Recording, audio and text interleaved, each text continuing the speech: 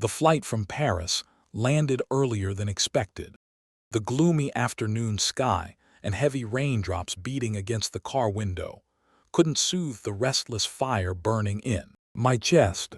In my hand was a small velvet-wrapped gift box, a pair of navy blue baby shoes. We just received the ultrasound results last week. It's a boy. This child is a miracle, a flickering ray of light after the dark days that Elena and I had to pay for with blood tears, and absolute devastation following the pain of losing our firstborn 3 years ago. I had hurriedly ended my business trip early, just wanting to rush home to embrace my wife's thin shoulders and tell her, "I'm home. Everything will be fine from now on." I stepped through the carved oak doors of the Sterling estate. No one knew I was back. The mansion was sunk in a thick silence, a luxurious but always suffocating silence. But as I walked past the marble hallway leading to the living room, my footsteps abruptly stopped. My mother's voice, Lady Beatrice, rang out clearly, as sharp and cold as shards of broken glass rubbing against each other. "If this child is born under this roof, you must clearly understand your place." Through the slightly opened door, I saw Elena standing next to the leather sofa. Her arms were wrapped around, protecting her bulging belly under a thin wool dress. Her face was pale, but her eyes were heartbreakingly resolute. On the glass table in front of her was a thick stack of legal documents and a neatly placed gold-plated fountain pen like a sterilized surgical scalpel, waiting to slash her life apart. A post-nuptial agreement and a non-disclosure agreement, NDA. My mother's voice was even, without a ripple of emotion. She stood there, perfect in a silk dress, a pearl necklace resting calmly on her neck. "Sign it. Take the $5 million, automatically file for divorce, leave the baby behind, and obediently leave this place." Elena spoke up. The volume was very low but not trembling at all. "You can take my name out of this family, but you cannot take away my child." My mother's cold laugh rang out, dry and full of authority. "Do you think you have a choice, Elena? If you don't sign, the Sterling legal team will crush you. We will take you to court and prove you have a history of mental instability. You haven't forgotten your severe depression after the last miscarriage, have you? A woman with no assets, no job, unstable nerves. The court will immediately grant custody to this family to ensure the best developmental environment. As for you, you will be thrown out on the street without a single penny, along with the label of a mad woman." My hand gripped the gift box so tightly that the cardboard edges dented, piercing my flesh. I felt the blood in my veins freeze, my chest feeling squeezed by someone, unable to breathe. This was not the bitterness of a strict mother-in-law during family dinners. This was a death sentence, meticulously drafted by the most cunning legal minds. My mother didn't lose her temper or go crazy. She was coldly using the legal system manipulated by the rich to drive the woman I loved to her death. She was reopening the raw wound of our lost child, using that very ultimate pain as a weapon to strip Elena of her right to be a mother. Once again. For so long, I had always deluded myself that my silence would preserve family harmony. When my mother mocked Elena's background, I told my wife to try to fit in. When Elena said she felt lonely, I told her to not think too much. I chose fake peace, leaving the woman carrying my flesh and blood to fend for herself alone. But right at this moment, standing on the boundary of light and darkness in the hall, I suddenly realized a cruel truth. This place was not a home to protect Elena. It was a vicious trap. And I myself, was the one who opened the door for her to walk into that cage. "You have a history of mental instability. The court will grant custody to this family." Every word of my mother felt like hammers smashing directly into my mind, shattering the perfect shell that the Sterling family had painstakingly built. In that moment, a bloody memory that I had tried to bury suddenly resurfaced, sharp and bitterly choking. It was a pouring rainy night 3 years ago. The cold hospital room, the horrifying intermittent beats of the heart monitor. Elena lay there, her empty eyes staring at the ceiling, her tiny hands clawing at the bedsheets until they bled. We had lost our first child.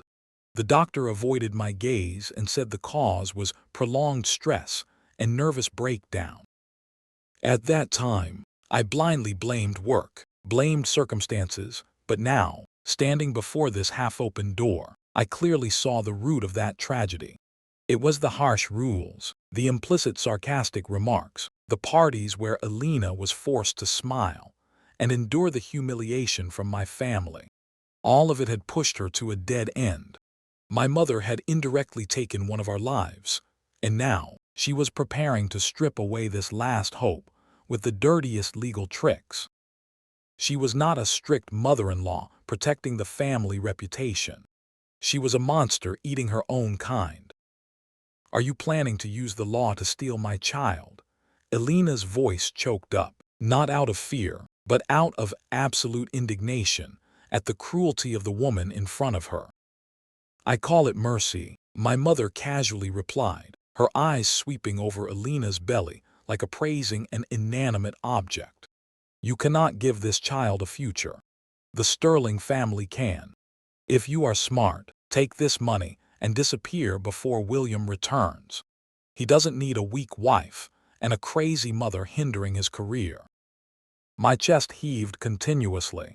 A primal fear surged, the fear of a father upon realizing the predator waiting to swallow his little child is the very person who gave birth to him.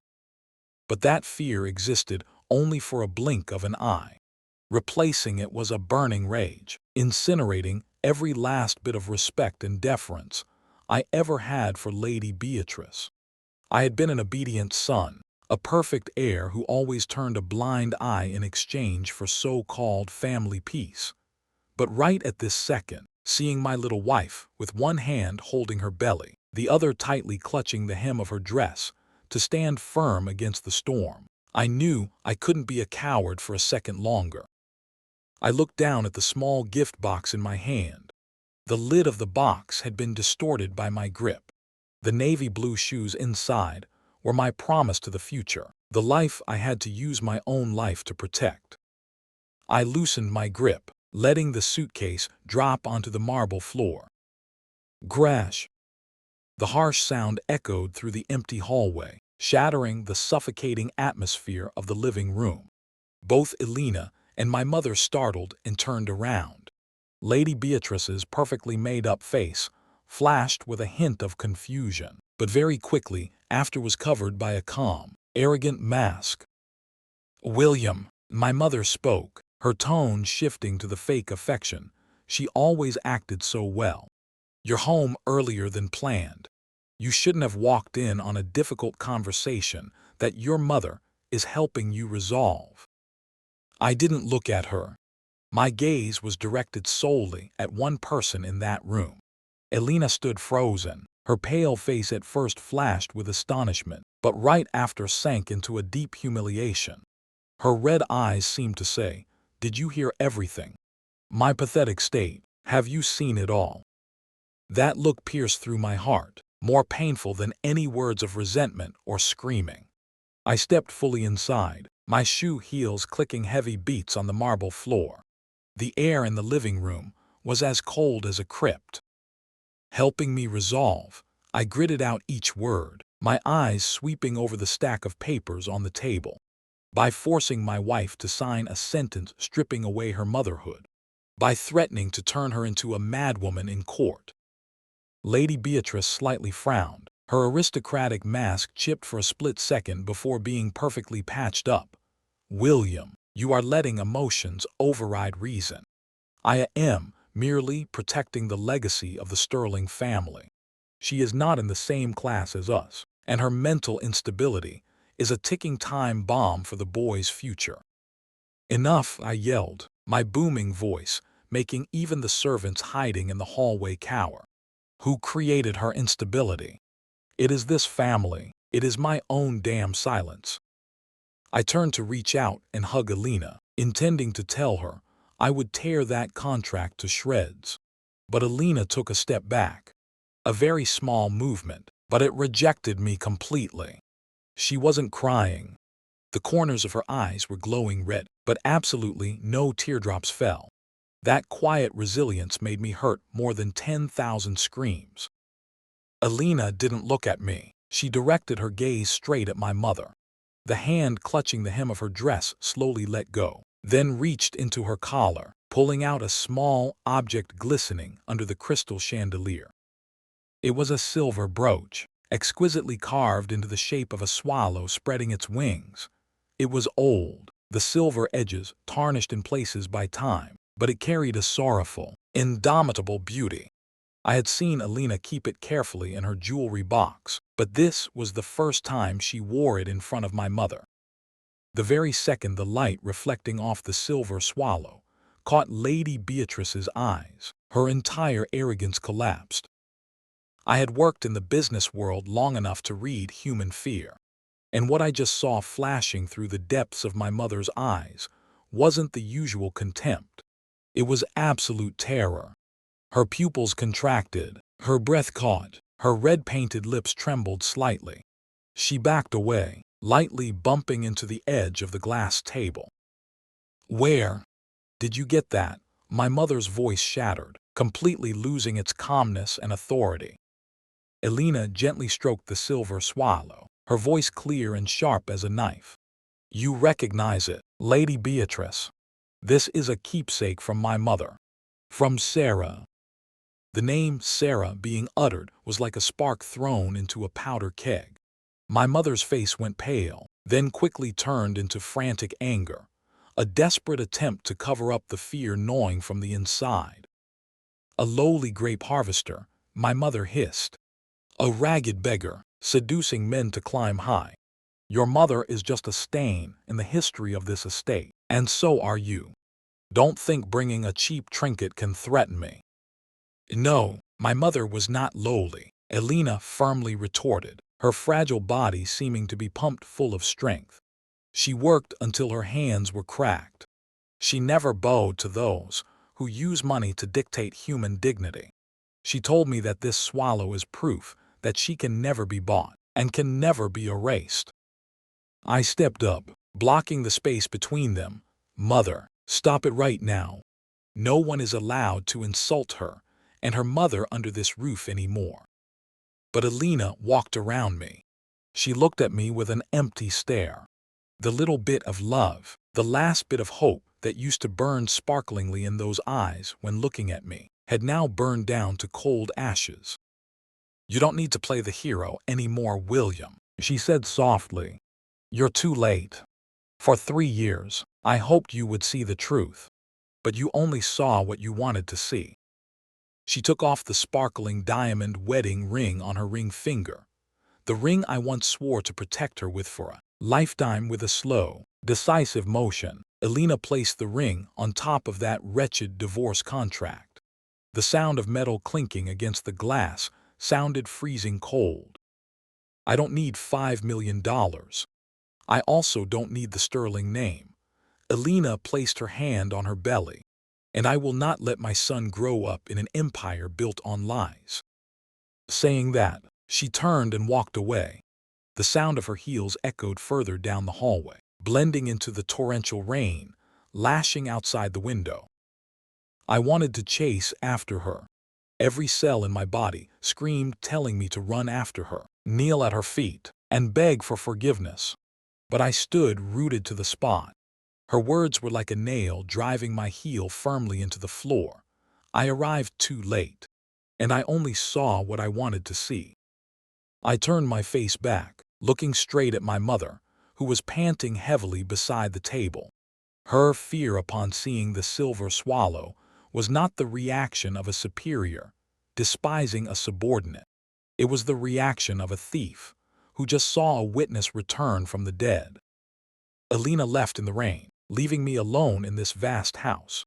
Not to make me suffer, but to let me clean up my family's trash with my own hands before I have the right to walk over and call her name once again. The rain lashed against the glass windows harder and harder, as if wanting to wash away the fake, gold-plated paint of this family. I stood there, staring intently at the lonely diamond ring, lying on the cruel contract stack. My mother, Lady Beatrice, began to catch her breath. She smoothed out the creases of her silk dress, trying to put on her usual armor of pride.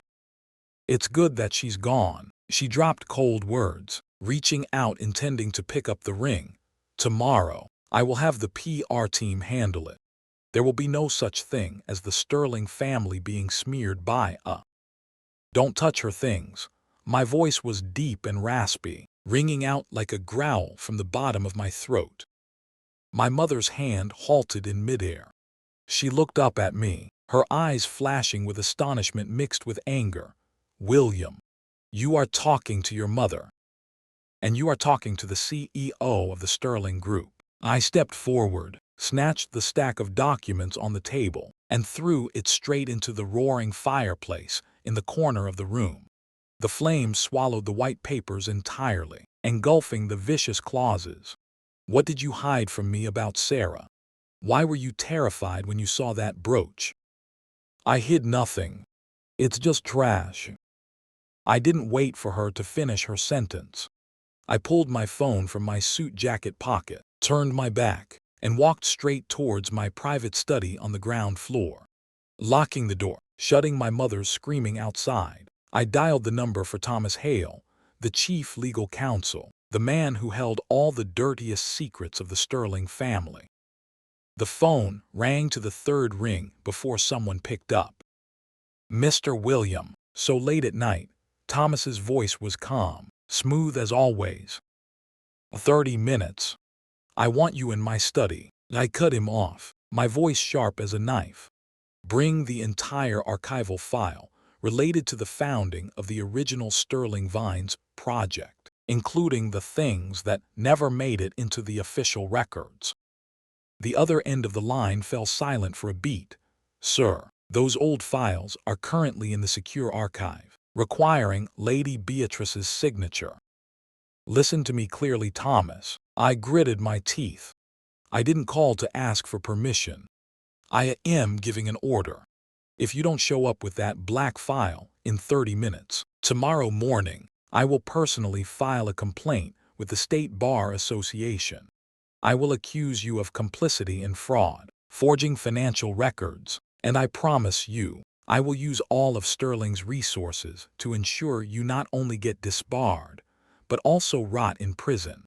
You choose, protect my mother and sink with her, or cooperate with me to save your old life." Thomas's breathing became hurried. The fake calmness had shattered. I will be there." Exactly 28 minutes later, Thomas appeared at my study door, his suit soaking wet with rain, his arms tightly clutching a black leather briefcase with a combination lock. His wrinkled face was drained of every drop of blood. I sat behind the desk, the yellow light casting down on a cold face. "Open it." Thomas tremblingly punched in the code. The briefcase popped open. Inside, there weren't many papers, just a thin, yellowed file stamped "Top Secret" and a safe key. "Mr. William, Lady Beatrice will kill me." Thomas swallowed hard. "If you don't speak, I will kill you first." I picked up the file. What is the connection between Elena's mother Sarah and this estate? And why did the silver swallow brooch terrify my mother so much? Thomas collapsed into the chair opposite, taking off his glasses to wipe the cold sweat on his forehead. "Sarah was not just a grape harvester, sir. She was a winemaking genius. 40 years ago, when Sterling Vines was on the verge of bankruptcy due to a vine disease, it was Sarah who crossbred and found the fermentation formula that saved this entire estate. Your father, the former chairman, was immensely grateful and respected her deeply." My heart pounded. "And then what?"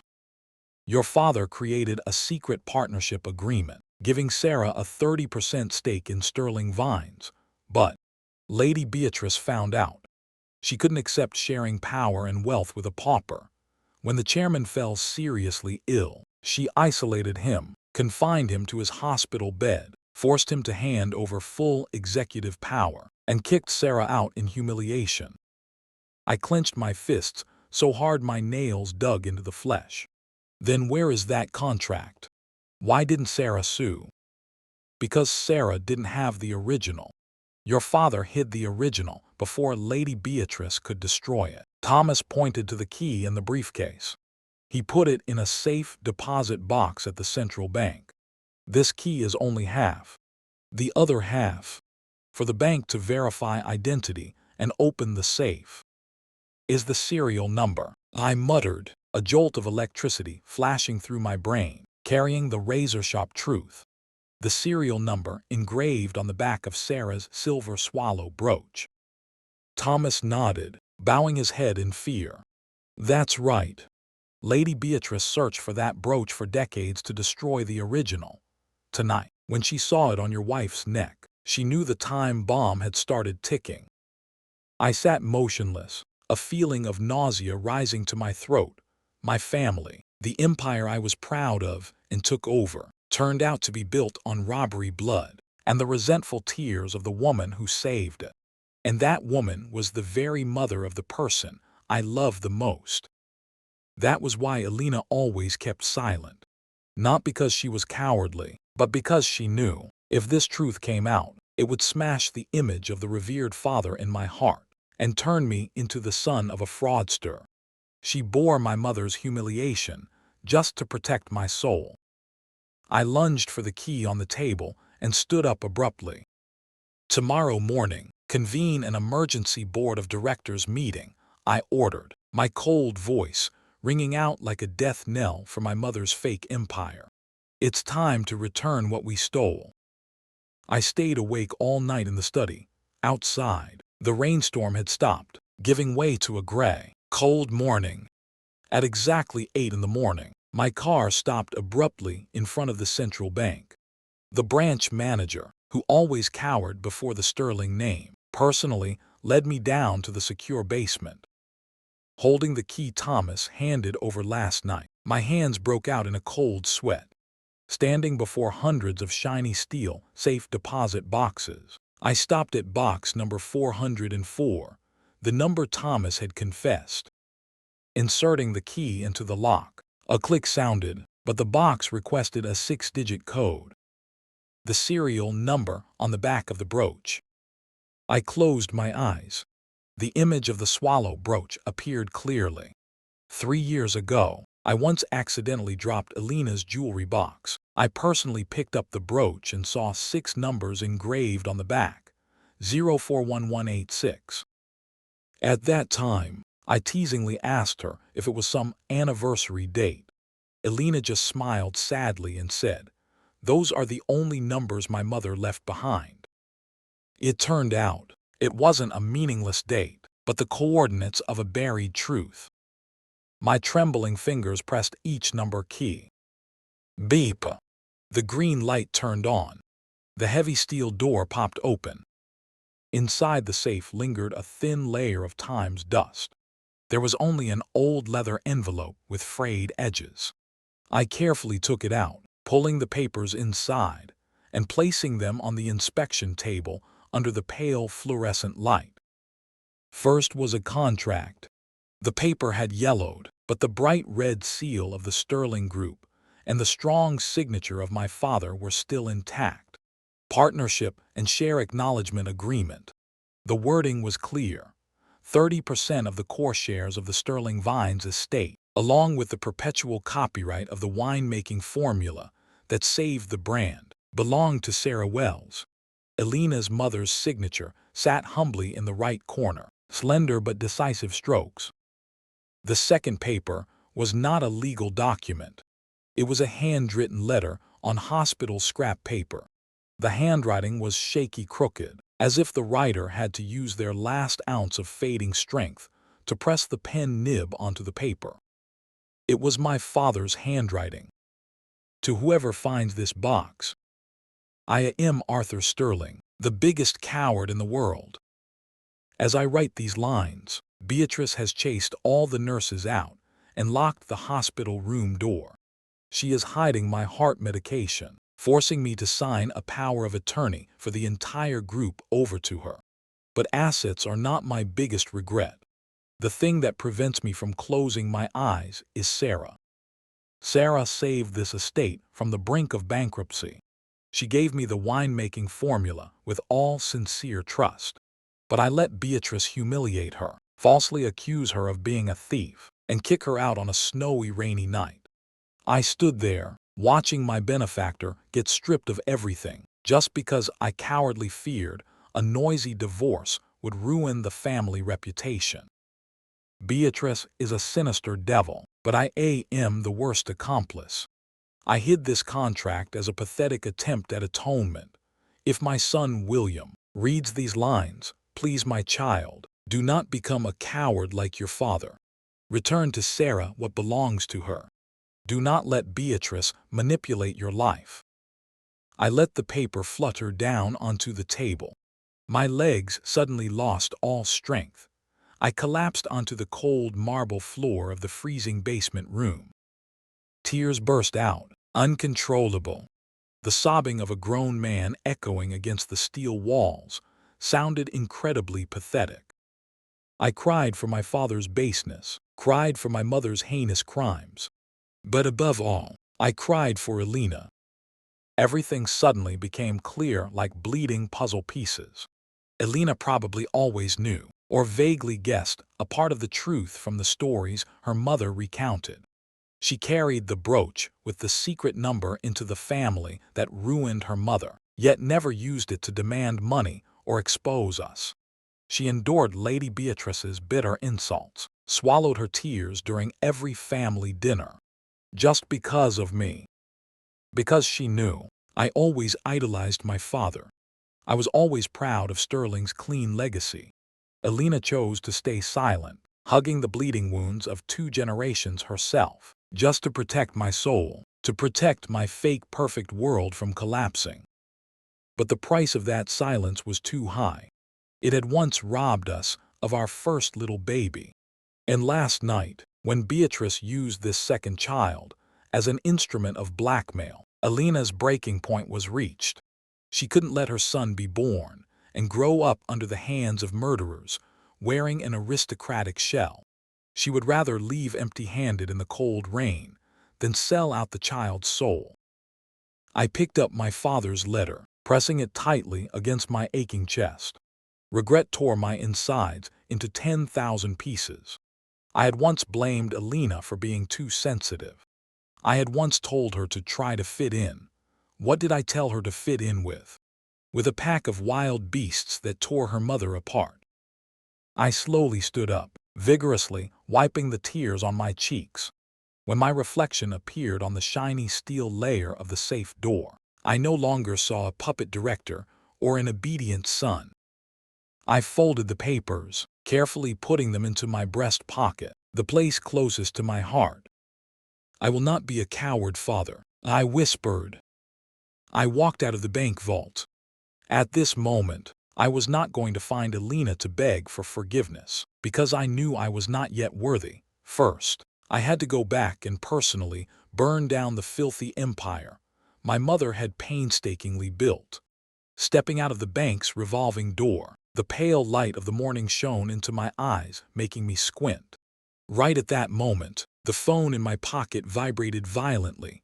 Not a call, but dozens of news alerts, emails, and messages pouring in all at once. I unlocked the screen. Catching my eyes was the glaring headline on the front page of the state's biggest online newspaper. Wife of Sterling Group leaves in the middle of the night. Unsuccessful financial demands or consequence of mental illness. My fingers quickly swiped through the articles, springing up like mushrooms after rain. Anonymous sources, though I knew full well where they came from, were weaving a perfect story. That Elena used her pregnancy to demand a massive amount of money, that she had a history of mental instability, getting easily agitated, and finally ran away from home when she didn't achieve her goal. They made no mention of the cruel divorce contract last night. They turned my mother into a helpless victim, while my wife became a gold digger gone mad. I gritted my teeth, a chill running down my spine. My mother, Lady Beatrice, had stayed one step ahead. She understood the media rules of the elite perfectly. The world always believes the first story they hear. Instead of waiting to see what Elena would do with the secret of the brooch, she decided to stab a fatal knife into her honor first. When you are already labeled a money-grubbing psycho, everything you say afterward is just worthless sophistry. I was about to dial the sterling PR director to immediately squash these garbage articles, but another notification popped up. Unlike the anonymous rumors, this was an official statement released through an independent lawyer's office. Sender's name, Elena. My heart skipped a beat. I held my breath opening that press release. I had prepared myself to read words of resentment, angry and indignant exposés about last night's contract. If it were me, I would do exactly that. I would scream for the whole world to know the true face of the Sterling family. But not Elena. Her statement was merely a few lines, concise, cold, and full of pride. I, Elena, confirm that I have left the Sterling estate. I have never asked for, nor do I accept, any money or financial settlement from my husband's family. My sole priority right now is to protect the safety of my unborn child. At the same time, in the near future, my legal representatives and I will clarify the historical obscurities regarding the true contributions of my mother, Ms. Sarah Wells, to the founding of the Sterling Vines Project. I hope the press respects my privacy while legal proceedings are underway. I stood stunned in the middle of the busy street. Not a single word of swearing, not a single tear of complaint, not a single sentence of humiliation or direct attack on Lady Beatrice. Elena didn't bother dirtying her hands by getting dragged into a mud-slinging argument with my mother. She just used quiet truth as a shield, while simultaneously dropping an invisible declaration of war that carried the weight of 1,000 tons. She was coming to reclaim her mother's legacy. With just one short paragraph, Elena completely smashed the gold digger trap my mother had just set. Who turns down money if their goal is extortion? And the contributions of Ms. Sarah, detail inserted so subtly, immediately diverted public opinion. The press would start digging into the past instead of tearing apart her present. I pressed the phone to my forehead, a bitter and proud smile slightly raising my lips. My wife, the woman my entire family despised, the one I always thought I had to step up to protect, was actually the most resilient and sharp-minded person. Her bravery didn't lie in raising her voice to scream, but in her inviolable silence. But that silence was also a slap in my face. It reminded me that Elena didn't need me to save her. She was saving herself and protecting our son in the most magnificent way. My mission was not to run to her crying and whining. My mission was to clear the minefield my family had planted under her feet. I opened my phone again, calling my private secretary, notify all board members. At exactly 10 this morning, there is an emergency meeting in the top floor glass room. Cancel all schedules. Anyone not present will be considered automatically resigned. I tucked my father's letter and the original partnership agreement into my breast pocket. Taking a deep breath of the freezing morning air, I strode towards the waiting car. It was time for Beatrice Sterling to pay the price for her arrogance. The glass boardroom on the top floor of the Sterling Tower was suffocating in a tense silence. All 12 members of the board of directors were present. The low whispering stopped dead the moment the oak door opened. I walked in, followed by Thomas Hale, the chief legal counsel, who was slumped and pale like a walking corpse. I didn't sit down in the chairman's seat, but stood straight at the head of the table, my sharp, cold eyes sweeping over every prominent face of the Sterling Empire. 10:15. The door opened again. My mother, Lady Beatrice, walked in. She wore a perfect cream Chanel suit, a proud South Sea pearl necklace resting on her neck. Her demeanor was still arrogant, walking leisurely like a queen strolling in the royal garden. She smirked, a meaningful smile of someone who believed she had just delivered a fatal media blow and held victory in her hands. An emergency meeting early in the morning. William, she pulled out the second most powerful chair in the room and sat down. You're startling the core members here. If it's about your personal troubles with Elena early this morning, I think we should resolve it internally instead of bothering the board. I looked at her, an empty and freezing stare, with not a drop of leniency left. This is not a personal matter. I spoke up, my deep, solid vocal range hitting the glass walls. I called this meeting to announce an urgent personnel decision. As of this moment, Lady Beatrice Sterling is officially suspended from all positions on the executive board and simultaneously stripped of her membership on the board of directors of the Sterling Group. The whole room gasped in astonishment. Several panicked whispers rang out. My mother burst out laughing, a dry and sharp laugh. What the hell are you talking about, William? Have you lost your mind? You don't have the right. I have full authority. I cut her off, slamming the old leather envelope down in the middle of the mahogany table, especially when the vice chair of the board is facing federal financial fraud charges, illegal misappropriation of assets, and corporate record forgery. I signaled Thomas. The old lawyer shakily stood up, sweat pouring out, drenching his forehead. He plugged a USB into the projector. Immediately, on the large screen behind me, appeared the scanned image of the original partnership agreement, along with the red seal and my father's signature. What is this? An elderly director, who had fought side by side with my father, squinted and asked. This is the death sentence for the lies of the past 40 years of this family, I replied, pointing to the screen.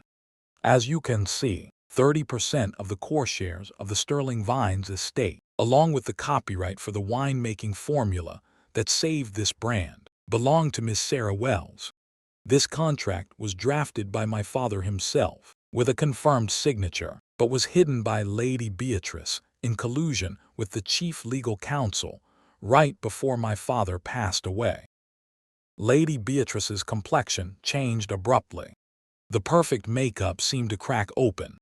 She sprang up, glaring at Thomas as if wanting to eat him alive. Thomas, you dare betray me? She didn't just hide assets, I continued, taking out my father's handwritten letter from my breast pocket. My hand tightly gripped the paper, suppressing the choked-up feeling rising in my throat. She imprisoned the former chairman, isolated him on his hospital bed, and tortured him in agony until his death to usurp all power. I read aloud the last paragraph of my father's letter. My voice echoed in the dead silent room. Several board members covered their mouths shocked. The image of a virtuous Lady Beatrice, laboring for the family, shattered into pieces. Lies, my mother screamed, the sound shrill to the point of ear-piercing. She was no longer a noble lady, but looked like a wild beast backed into a corner. I did everything for this family. I kept the Sterling name always at the peak. Sir Arthur was too weak. He intended to offer a third of the estate to a grape picker. And you, William, you are betraying your own flesh and blood for a despicable woman. Are you planning to destroy your own birth mother? I stepped slowly closer to her. No more fear, no more submission. I looked straight into the bloodshot eyes of the person who gave birth to me. You were not protecting the Sterling name. You were only protecting your own greed and jealousy, I said, every word clear. You indirectly killed my first child. You intended to use your power to strip away my second child before he was even born. You call that flesh and blood. You are an unfilial son, she hissed, slamming her hand on the table. "No," I shook my head, my eyes sharp as a blade. "I am doing what a father must do, eradicating the toxicity at its roots so my son can live." My words struck down like a fateful slash. The entire room sank into absolute silence. I turned to face the board of directors. "The case file has been prepared. If Lady Beatrice does not voluntarily sign the resignation papers and transfer 30% of the shares back to Sarah Wells's legal heir Elena, I will officially submit all this evidence to the Federal Bureau of Investigation, FBI, at 12 noon today." Meeting adjourned. No one dared to speak up. They understood that protecting Beatrice right now meant facing federal prison sentences. I turned on my heel and walked out of the room, leaving behind my mother's helpless and frantic screams. The 1,000-ton weight clinging to my shoulders for the past 3 years seemed to have been lifted. The fake Sterling Empire had fallen, but from those ashes, I had finally found my own footing. Now, I finally have the right to go find her. I found Elena's address through lawyer Alan Pierce. It was a small apartment complex located in the city outskirts, old but quiet, with a bougainvillea trellis drooping its spindly branches in the rain over the front porch. I stood before the faded wooden door, the umbrella in my hand soaking wet. My heart beat with a nervous rhythm that I probably had never experienced in my entire life. The door cracked open. Elena stood there, wearing a simple cotton maternity dress, her hair let down. Her complexion looked tired, but her eyes no longer had the suffocating tension as when she lived at the Sterling estate. Seeing me, she startled slightly, instinctively bringing her hand up to cradle her protruding belly. "William," she spoke, her voice hesitant. "What are you doing here? Didn't my lawyer contact you?" I didn't try to force my way inside, nor did I use sweet words to soothe her. I just remained silent, taking out from my breast pocket the leather envelope containing the original partnership agreement and my father's letter, and carefully placed it into her hands. "This is what belongs to you. Belongs to Mother Sarah," I said, my voice deep and hoarse with emotion. "This morning, I convened the board of directors. My mother has been stripped of all power. 30% of Sterling Vines's shares have been legally transferred to your name, along with all rights from your mother's winemaking formula. The one who stole her hard work has paid the price." Elena stared at the envelope in shock. Her hands trembled as she touched her late mother's signature on the yellowed contract. Her tears began to fall, clear drops rolling down her pale cheeks. Those were tears of relieved grievance, of the injustice of decades finally being washed away. She looked up at me, her red eyes overflowing with astonishment. You went against her. You exposed everything." I did what I should have done 3 years ago. I took a step forward, closing the distance between us, but still leaving enough space for her to feel safe. Then, before Elena's stunned eyes, I slowly dropped to my knees. The rain-soaked brick floor was freezing cold, but I didn't care. I knelt right in front of her, my eye level even with the little life growing day by day. My trembling hand reached out, hesitating for a moment before daring to touch lightly on the cotton fabric over her belly. The very moment my hand touched, a very light, very gentle kick grazed across my palm. The baby was responding to me. My heart felt like it shattered into thousands of pieces of light. My tears poured out, streaming down my face. "I'm sorry," I sobbed, resting my head on her knees, crying like a child. "I'm sorry for being a coward. I'm sorry for leaving you alone to fight in our own home. I'm sorry that my blindness robbed us of our first little angel. I am a million times sorry, Elena." Elena stood perfectly still. Her tiny hand ran through my soaking wet hair. She was crying too, her choked sobs blending with the pattering rain outside the porch. "I'm not here to force you back to that cave," I looked up at her, my resolute gaze piercing through the veil of tears. You don't have to forgive me right now. You stay here, or wherever you feel at peace. I only ask you one single thing. Give me a chance to be a father. Let me be the shield in front of you and our child, from now until my last breath.